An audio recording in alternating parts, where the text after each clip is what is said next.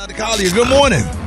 Good morning, Rickey Smiley, and thank you so much for the opportunity to bring this information to the listeners of the Rickey Smiley Morning Show. It's time for your coronavirus update, and as you stated, Rickey, new coronavirus infections in the United States have dropped nearly 60% since the September spike was brought on by the more contagious Delta variant.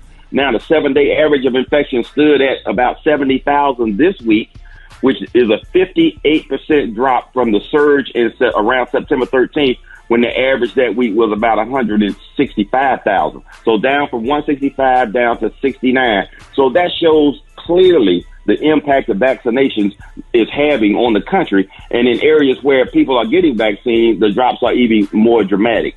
So, Rickey, everybody's heard about the benefits of vaccination. So now a committee met yesterday, an FDA advisory committee, which is an independent committee.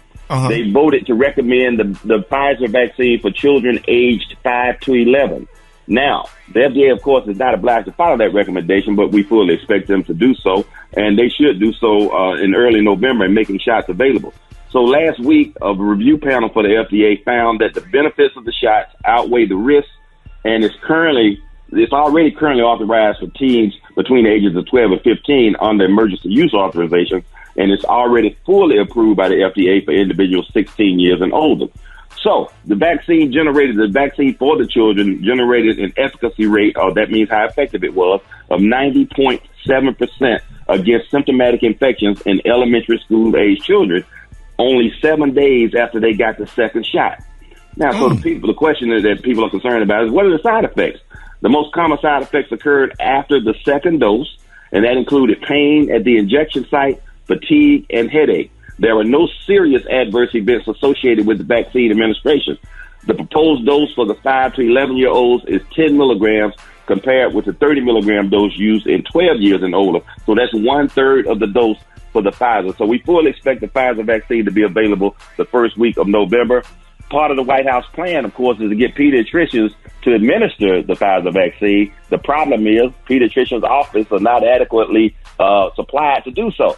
They don't have that super low refrigeration units that are required to store the Pfizer vaccine. Right. So that process is going to have to be rethought out. Best to do it. But the funky cold Moderna is right around the corner at 1/3 the dose and is very effective. It gives antibody levels 1.5 times higher. So it's going to be, and it's much easier to store. So once that one is approved as well, then I really expect vaccinations for children to take off. All right, Dr. Collier, let everybody know how you could be reached. Okay, you can reach me on all social media at ASK Dr. MJ, and these are the opinions of Dr. MJ Collier, not those of Rickey Smiley, the Rickey Smiley Morning Show cast or its production crew. Hey, Dr. Collier. Facebook Live, 6:30.